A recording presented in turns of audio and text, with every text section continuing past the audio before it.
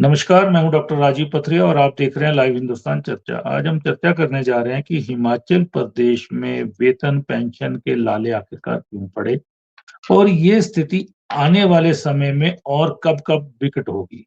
क्योंकि जो मुख्यमंत्री सुखविंदर सिंह सुक्खू जी ने सदन के अंदर जो राजकोष के और प्रदेश की आर्थिक सेहत के आंकड़े रखे हैं, उससे लगता है कि अगले 4 माह तो कठिन हैं। उसके बाद अगले वित्त वर्ष में ये स्थिति और विकट होती जाएगी, क्योंकि 2025 में 31 मार्च के बाद ओपीएस के तहत भी कई फायदे कर्मचारियों को देने पड़ेंगे। रिटायरमेंट 2025 से शुरू होगी, जो 31 तक चलेगी। तब तक प्रदेश पे पेंशन का बोझ और ज़्यादा बढ़ जाएगा। अभी हम हर माह 1200 करोड़ रुपया कर्मचारियों के वेतन पे खर्च करती है सरकार, 800 करोड़ रुपया पेंशन पे खर्च करती करती है। और इस तरह से मतलब बजट का और 17% बजट का ब्याज चुकाने में जो कर्ज ले रहे हैं, उस पे खर्च हो रहा है। तो काफ़ी धन लगभग बजट का 70 प्रतिशत जो पैसा 80% वो इन्हीं चीज़ों में जा रहा है और डेवलपमेंट पे बहुत कम बजट बचता है।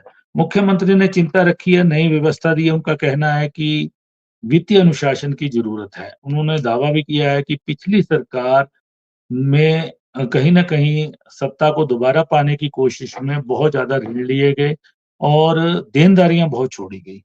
अब आने वाला दिसंबर तक क्या कर्मचारियों को वेतन 5 तारीख को भी मिल पाएगा? पेंशनर को पेंशन 10 तारीख को भी मिल पाएगी? ये अपने आप में बहुत बड़ा सवाल है। कर्मचारी फिलहाल जो वित्तीय स्थिति है इस वित्तीय वर्ष की, इसमें डीए और एरियर तो उनको भूलना ही पड़ेगा, ऐसा हालात बता रहे हैं। तो आज हम इन्हीं विषयों पे चर्चा करेंगे और हमारे साथ चर्चा में भाग ले रहे हैं प्रकाश बादल जी हैं, वन विभाग कर्मचारी प्रदेश महासंघ के अध्यक्ष हैं, वो हमारे साथ जुड़े हैं। मनमोहन कटोच जी हैं, कांग्रेस पार्टी के प्रदेश के वरिष्ठ प्रवक्ता हैं। एसएस जोगटा जी हैं, हिमाचल प्रदेश राजपत्रित कर्मचारी महासंघ के पूर्व अध्यक्ष रहे हैं। सुमित शर्मा जी हैं, भाजपा के प्रदेश के वरिष्ठ नेता हैं, वो आज हमारे साथ चर्चा में भाग ले रहे हैं।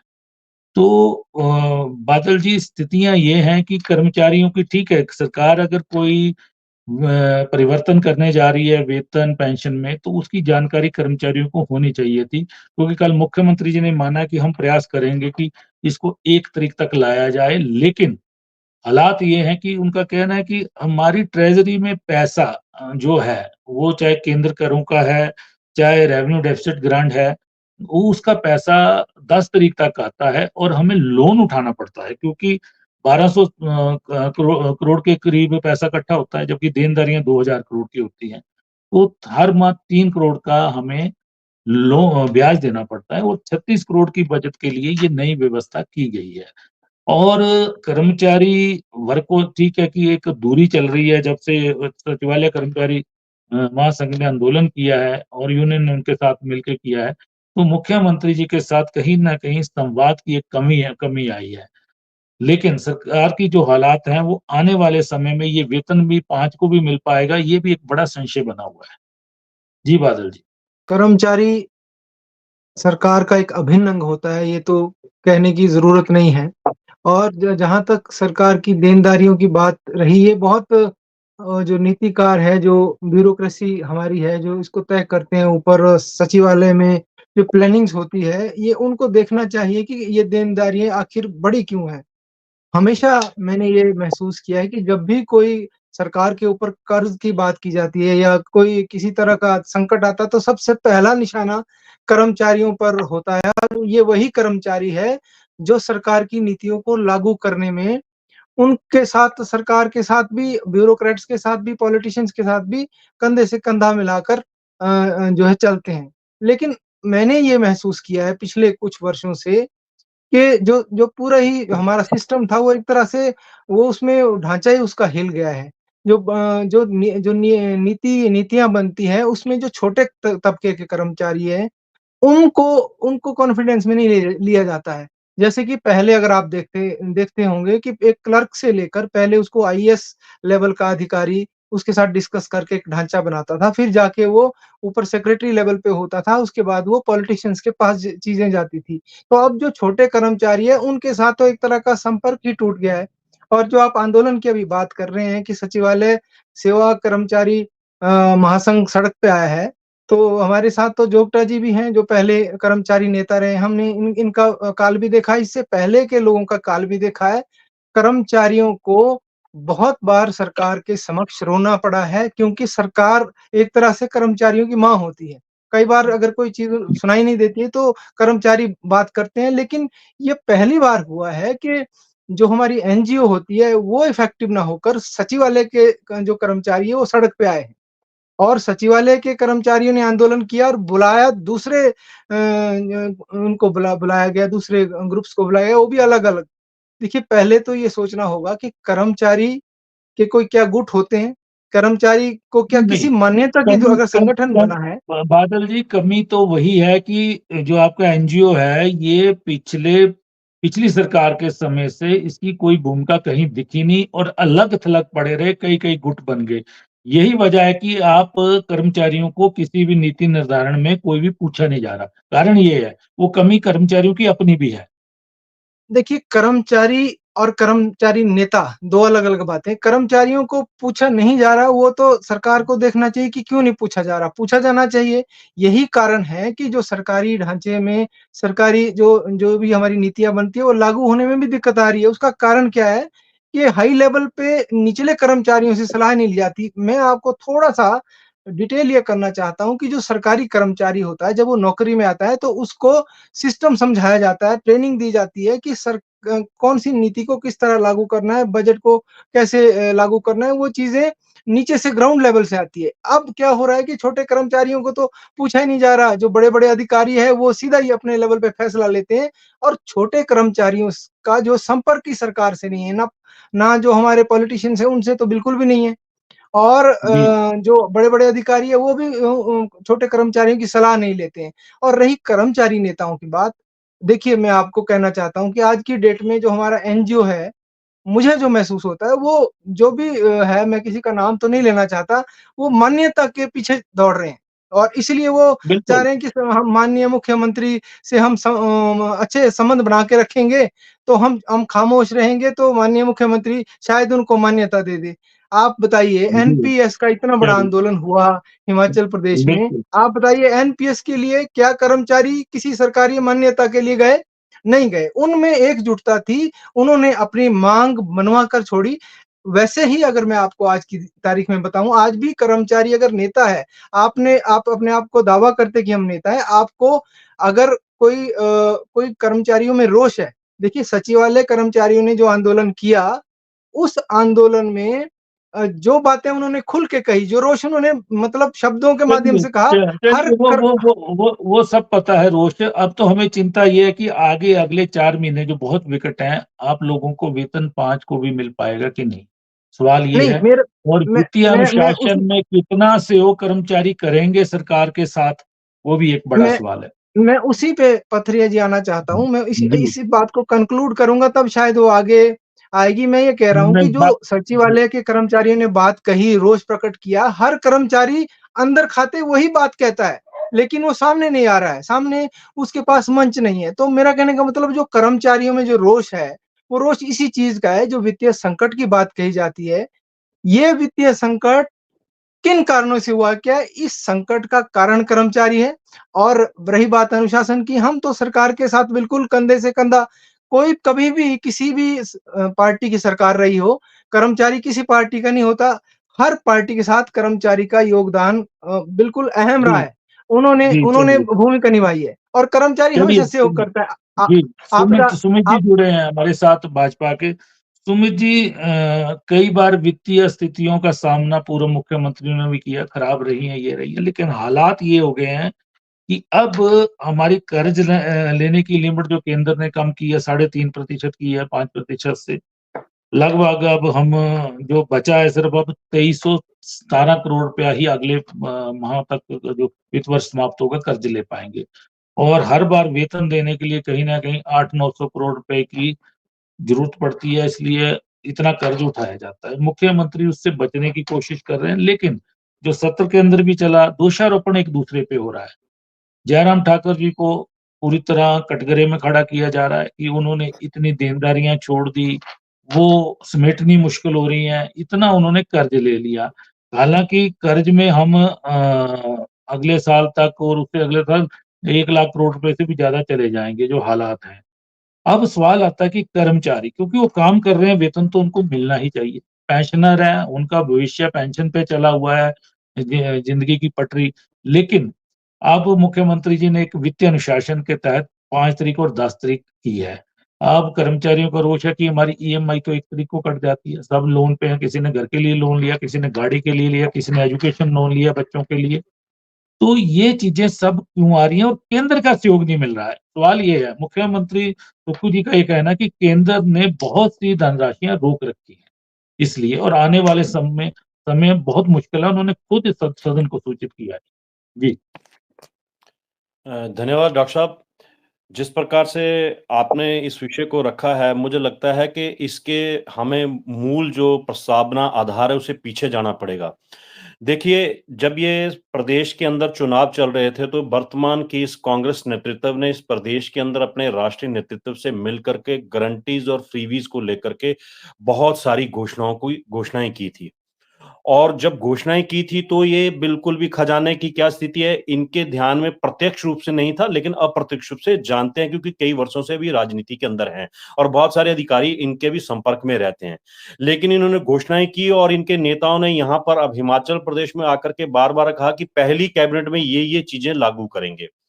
इन्होंने बिना बजट दिए सब चीज़ों को लागू किया। आज वो सारी उसमें से मैं 3 ऐसे उदाहरण मुफ्त बिजली 18,000 करोड़ रुपया जिसकी एक लायबिलिटी अपने आप में प्रदेश के ऊपर खड़ी हो जाती है। उसके बाद जी। में पूरे प्रदेश की महिलाओं को ₹1500 देने की बात हुई थी। पूरे प्रदेश की महिलाओं को ₹1500 ना दे करके मात्र 5 लाख महिलाओं को सामाजिक सुरक्षा पेंशन में ₹500 जोड़ करके 1500 करके उ ₹1500 देने से ये लगभग इसके अंदर भी 800 करोड़ की और बढ़ोतरी बजट के ऊपर और भार आता है। उसी प्रकार से जैसे ही आपने ओपीएस को लागू किया 1,000 करोड़ रुपया और बढ़ा। ठीक है, ओपीएस एक ऐसा विषय है जिसके अंदर कर्मचारी सेवा दे रहा है और सेवा के बदले में उसे कुछ ना कुछ अपने जीवन के रिटायरमेंट के बाद कुछ ना कुछ मिलना चाहिए। उस नाते इसको किस प्रकार से कंक्रीट निर्णय, नीतिगत निर्णय हो सकता है, उसके ऊपर एक विचार का एक प्रश्न हो सकता है। लेकिन मुफ्त बिजली, उसके बाद में फ्रीबीज़ के मामले में आपने ₹1500 और बहुत सारी चीज़ों को दिया। ये फ्रीबीज़ हैं। एक सब्सिडी होती है, एक फ्रीबीज़ होती है। इन्होंने फ्रीबीज़ को बढ़ोतरी देने का प्रयास किया और आरबीआई निरंतर पिछले 8-10 जब से केंद्र में भारतीय जनता पार्टी और एनडीए की सरकार है, निरंतर एक बात को कह रहा है कि इस देश के अंदर जिस प्रकार से किसी भी राज्य का जो जीडीपी होता है, GSDP, gross state domestic product, उसके आधार से 5% तक इन्हें कर्ज लेने की परमिशन थी। लेकिन इसे 2019-20 के अंदर जाकर के इसके 3.5% किया गया। ये हिमाचल के लिए नहीं किया गया, प्रत्येक प्रांत के लिए किया गया। क्योंकि उसके पीछे आंकड़ा आरबीआई का यह है कि प्रत्येक राज्य जो भी अपने आप के वित्तीय प्रबंधन को कुप्रबंधन और फाइनेंशियल इमरजेंसी की ओर लेकर के जा रहा है, जब फ्रीबीज बांटता है, जैसे तेलंगाना जैसा प्रदेश है, तमिलनाडु जैसा प्रदेश है, पश्चिम बंगाल जैसे प्रदेश है, इन प्रांतों के अंदर आय के उतने स्रोत नहीं है, लेकिन फ्रीबीज इस स्तर पे हावी है कि मुफ्त साइकिल देनी है, उसके बाद स्कूल छोड़ने के लिए बसेस की व्यवस्था करनी, स्कूटी करनी है, टैबलेट बांटने हैं। ये सब चीजों के आधार पर उन्होंने इसको 5.5% किया। हमारा प्रदेश भी उसी तरफ को बढ़ रहा था, लेकिन निरंतर ये जयराम सरकार जी के समय में हुआ 3.5। लेकिन आप पाएंगे कि जो आपने बात कही ओपनिंग रिमार्क्स में कि सुक्खू जी कह रहे हैं कि जयराम जी की सरकार के समय कर्ज की देनदारी बढ़ी। मैं आपके जानकारी देना चाहता हूं, 5 वर्ष के अंदर मात्र वो 30,000 करोड़ या 25,600 कुछ करोड़ बढ़ा है। ऑन एन एवरेज 5,000 करोड़ या 5200 करोड़ बढ़ा है। यहां तो एक वर्ष, अगला वित्तीय वर्ष मार्च 23 से मार्च 24 यहां तक 20 महीने के अंदर ये ढांचा लगभग 22,000 करोड़ बढ़ गया है। मायने ये हैं कि आपने अपने कुछ फाइनेंशियल मिसमैनेजमेंट के कारण आज इस प्रदेश को बहुत सारे कर्ज के अंदर धकेल दिया है। प्रदेश की स्थिति ऐसी है कि 65% आपको पेंशन और सरकारी कर्मचारियों की तनख्वाह को देना पड़ता है, 20% कर्ज और ब्याज को देते हैं। बचा आपके पास 15% को आपने कहीं इन्वेस्ट करेंगे, जिससे कि मूल ढांचागत निवेश, कैपिटल एक्सपेंडिचर जिसे कहते हैं, वहां करेंगे तो कुछ आपकी आमदनी होगी। आमदनी होने से प्रदेश के रिसोर्सेज जनरेट होंगे। दुर्भाग्यवश ये व्यवस्था परिवर्तन वाली सरकार आज तक ऐसी व्यवस्था नहीं ला पाई। मान लीजिए हमसे गलती हुई तो हम विपक्ष में बैठे हैं ना, प्रदेश के लोगों ने हमें सजा दी है, लेकिन आप 2 वर्षों से निरंतर एक ही बात कर रहे हैं कि जी कुप्रबंधन पिछली सरकार था। आप मैनेजमेंट बताइए, आप सिर्फ मात्र एक शब्द दे रहे हैं कि आज फाइनेंशियल डिसिप्लिन करेंगे, 2027 में सेल्फ रिलायंट बना देंगे, लेकिन आमदनी इस प्रदेश के अंदर कहां से बढ़ेगी, रिसोर्सेज कहां से जनरेशन होगी, उसकी बात एक बार भी नहीं आप कर रहे हैं। कुल मिलाकर के शब्दों का आंकड़ा दे रहे हैं, मात्र 85 लाख रुपए एक महीने का छोड़ दीजिए, आप ये सीपीएस और इन सबका मंत्रियों का कीजिए, आप इसके 2 महीने की इसको छोड़ देंगे और 2 महीने के बाद ये सारा ही सप्लीमेंट होकर के जुड़ करके आपके खाते में आ भी जाएगा, तो आप उससे कौन सा बहुत बड़ा 0.1% आप उसके ऊपर बजट के ऊपर उसका इफेक्ट आ रहा है। कुल मिलाकर के मुख्यमंत्री इस प्रदेश के अंदर रिसोर्सेज जनरेट करने में फेल हो गए हैं और मुख्यमंत्री का किसी भी प्रकार से निचले स्तर तक किसी से कोई समन्वय नहीं है। ब्यूरोक्रेटिक सिस्टम हावी हो गया है। वो अपने हिसाब से मात्र इस प्रदेश के अंदर जो लाखों कर्मचारी निरंतर सेवा करके अपने इस प्रदेश को आत्मनिर्भर बनाने में सहयोग कर रहे हैं, अधिकारी और कर्मचारी, यदि आप इसको बाइफरकेट करेंगे तो आप मानेंगे कि अधिकारियों के बेनिफिट्स कर्मचारियों से अधिक हैं। लेकिन कितने ब्यूरोक्रेट्स के अधिकारियों ने जिन्होंने रिपोर्ट प्रदेश सरकार को दी उसमें कहा कि जी हमारी ये, मेरे पास 3 विभाग हैं, गाड़ी मुझे एक कर दीजिए, 2 गाड़ियों को आप रोक दीजिए। किसी ने कहा मुख्यमंत्री के पास जा, किसी ने नहीं कहा, मुख्यमंत्री ने किसी अधिकारी को कहा। सुमित जी जो वित्त सचिव आपके समय के थे आज वो मुख्य सचिव है, पूरी ब्यूरोक्रेसी उनके नियंत्रण में है, नीति निर्धारण उनके नियंत्रण में है, सब कुछ। तो क्या वो आपके समय में वो अच्छा परफॉर्म कर रहे थे और जो अब ठीक परफॉर्म नहीं कर रहे हैं? क्योंकि कर्ज नहीं, आपने भी बहुत लिया और इन्होंने भी अभी 18 माह में 24,716 करोड़ कर्ज लिया और वहीं पे 2,810 करोड़ पे जीपीएफ से भी उठाया है।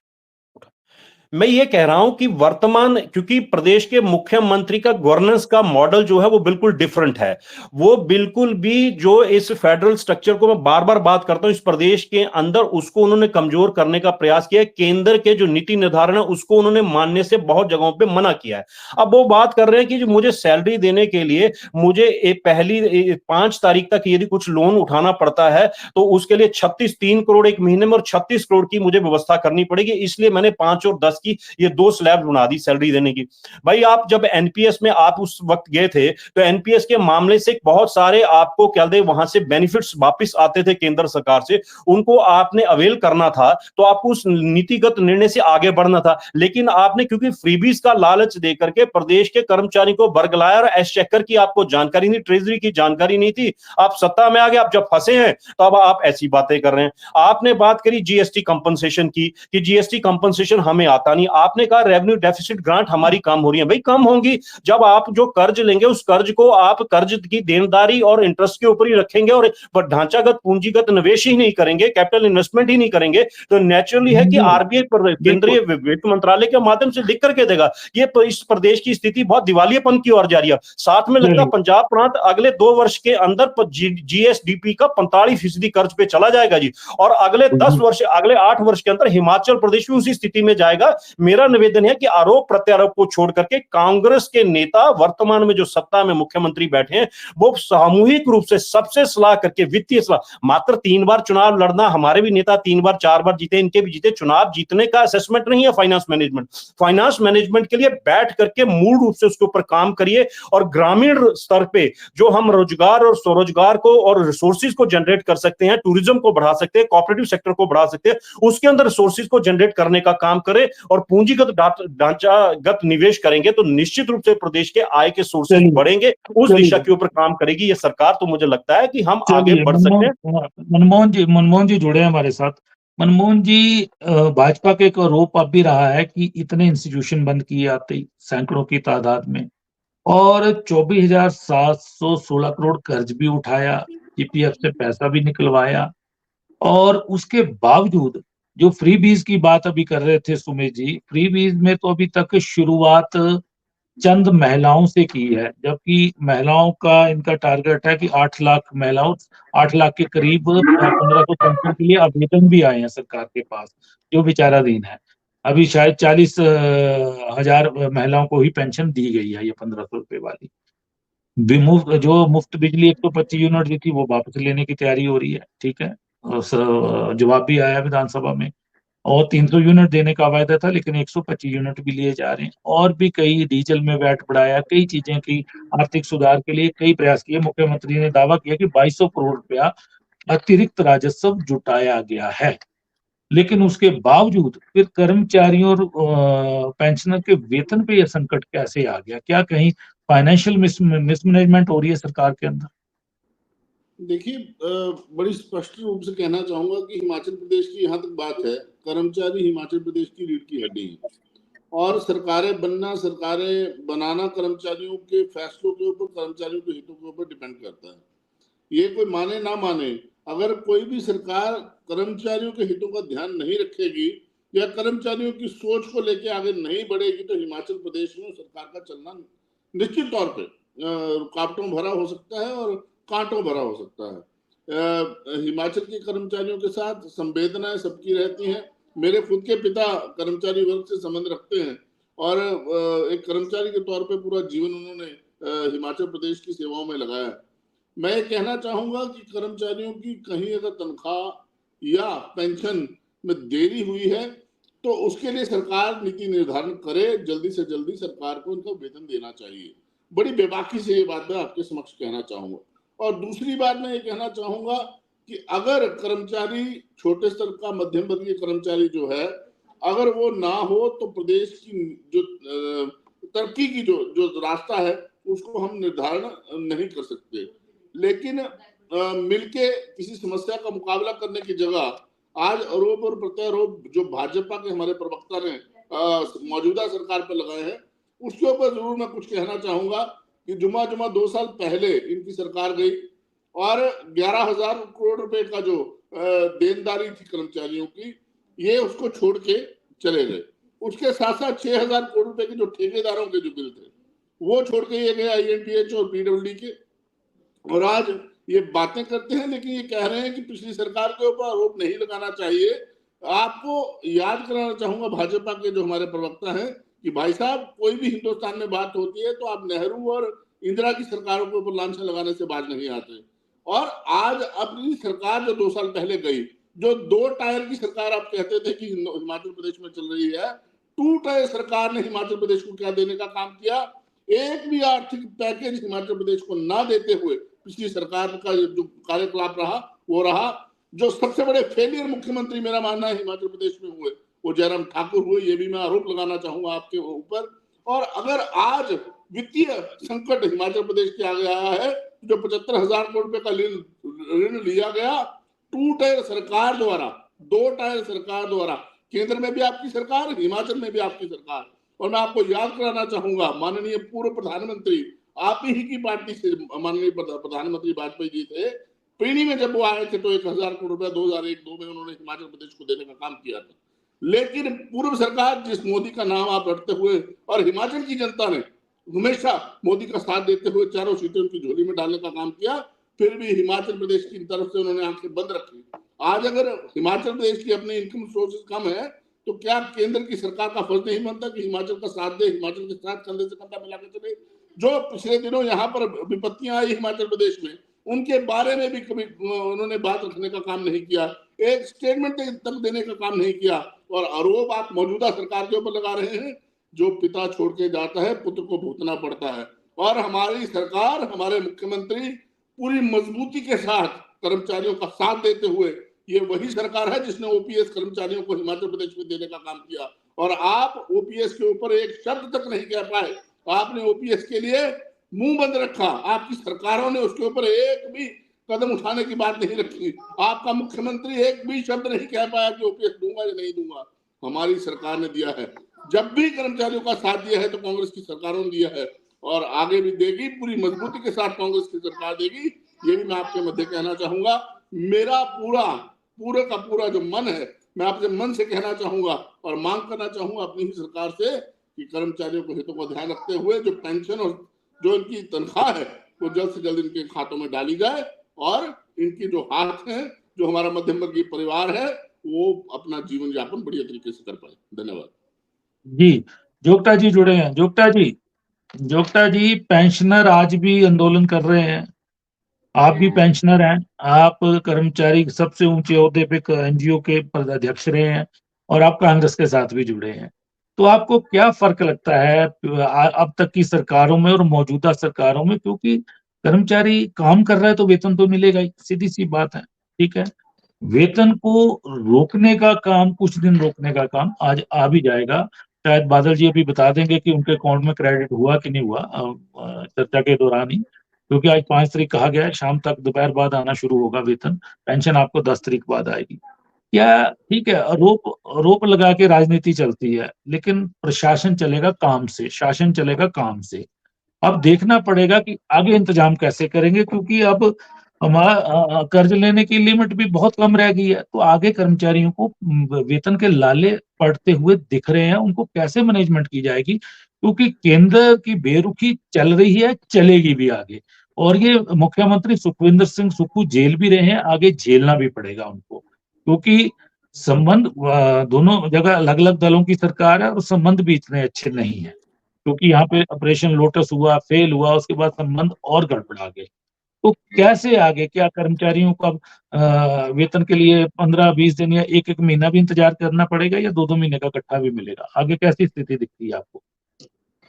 डॉक्टर साहब नमस्कार, और मैं अपने सहयोगियों को भी अभिवादन करता हूँ, नमस्कार करता हूँ। जहाँ तक अभी आपने सवाल किया है कि सरकारें जो कर्मचारी हितैषी रही हैं वो कांग्रेस सरकार ही रही है। अभी आज भारतीय जनता पार्टी की वजह से वर्तमान सरकार को ये सारी चीजें झेलनी पड़ रही हैं, तो उसके लिए सर्व हमेशा ही भारतीय जनता पार्टी जिम्मेवार रही है। और जो 92,000 करोड़ रुपए का जो कर्जा जो जयराम जी ने चढ़ाया था, जो मैं अभी कर्मचारी उसको झेल रहे हैं, 92,000 आंकड़े बहुत गलत आते हैं।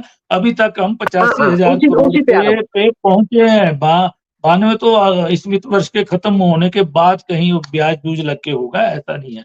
आंकड़े बहुत गलत आते हैं। नहीं, उसमें 12,000 करोड़ कर्मचारियों जयराम जी ने 45,000 करोड़ कर्ज लिया है, तो आपकी सरकार ने तो 18 माह में 24,716 करोड़ रुपए कर्ज ले लिया है।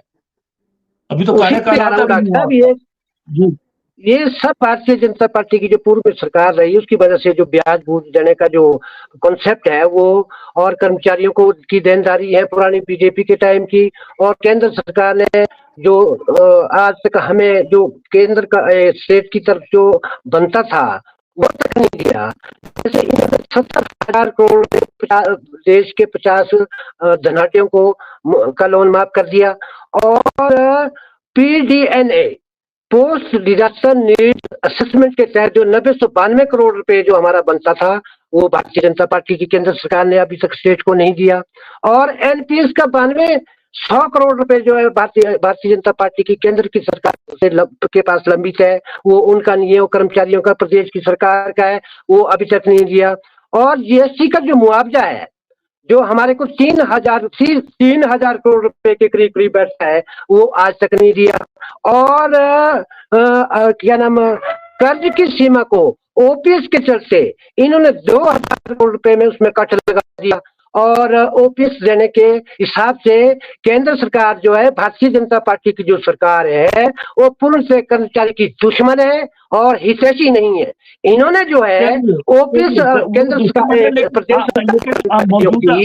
और केंद्र सरकार को जलन हुई, उस एवज में इन्होंने हमारे को कट लगाया। ये कर्मचारी हितैषी बिल्कुल भी नहीं। आज मैं ये कहता हूँ जैसे बादल जी ने कहा कर्मचारियों की अपनी भी कमियां रही हैं, क्योंकि हमारा जो NGO फेडरेशन जिसकी खबरें BBC लंदन से आया करती थी, आज जो कमजोर हुआ है उसके लिए कर्मचारी ही दोषी हैं।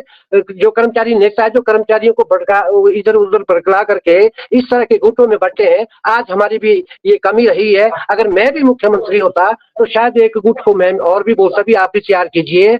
आज जो NPS के कर्मचारियों ने जिस तरह से एकजुटता दिखाई है और पूरे भारतवर्ष में इतिहास बनाया है, उनके ऊपर पुलिस के पानी की बुछारें छोड़ी गई हैं, और उनको अगर भारतीय जनता पार्टी सत्ता में आज आती तो वो कर्मचारी नेता जो है आज घर में बिठा दिए होते। भारतीय जनता पार्टी को अपने गिरीबान में झांक करके जयराम जी को, खासकर बिंदल जी को जिस तरह से DA और एरियर की और तनख्वाह की बात कर रहे हैं, वो सब उनकी मेहरबानी के कारण हुआ है, जिसके लिए वो दोषियों को सार्वजनिक रूप से माफी मांगनी चाहिए। और मैं ये कहता हूँ कि जो कर्मचारियों को मैं आश्वासन देता हूँ, कर्मचारी सच्चे बिल्कुल हितैषी है हम कर्मचारियों के। प्रदेश सरकार से मेरा अनुरोध है कि जल्दी से जल्दी कर्मचारियों के जो खातों माफियों को में वो छोड़िए, पेंशन और भत्ता। माफियों को छोड़िए, सवाल ये है कि पटरी पे कैसे लाया जाए, क्योंकि आगे उस पे आपको भी उस पेंशन पे नहीं आ रहा मिलने था वाली सर, है। आगे भी उस पे आपको पेंशन मिलने वाली है 2-4 हाँ, महीने बिल्कुल बाद। नहीं, मुझे ये भी नहीं खुशी पड़ी, है, मुझे भी नहीं मिली। आपको भी नहीं मैं मिलने ये वाली कहता हूँ है। कि आज वो वक़्त है डॉक्टर साहब कि आज हमने अपनी सरकार को जो है उनको सहयोग करना है, सपोर्ट करना है। भारतीय जनता पार्टी के भाई बंधुओं से भी मैं ये कहूँगा कि सरकार के साथ खड़े हो जाओ।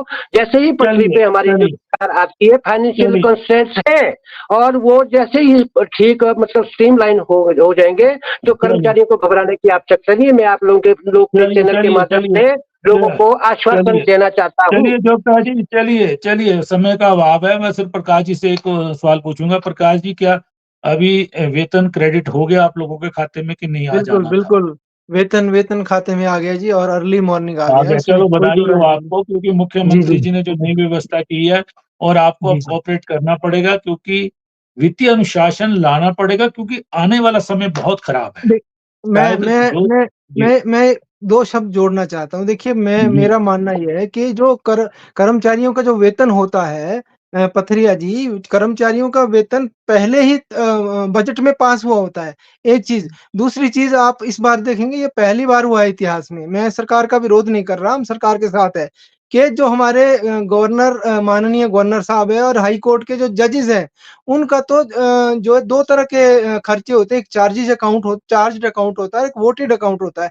चार्ज्ड तो कभी रुक ही नहीं सकता, उसको रोकने का तो कोई नहीं, तो वो रुका भी वेतन नहीं है, रोकना, वो रुका भी नहीं, वे वो रुका भी नहीं, नहीं है। रुका है। हमारे पास जो सूचना मिली है, नहीं, नहीं माननीय रुका है, हाई नहीं कोर्ट के रुका है, ज ज नहीं हाई रुका है, कोर्ट के जजेस को भी नहीं रुका है। सैलरीज़ कल कल कल पता किया गया था, नहीं रुका है वो।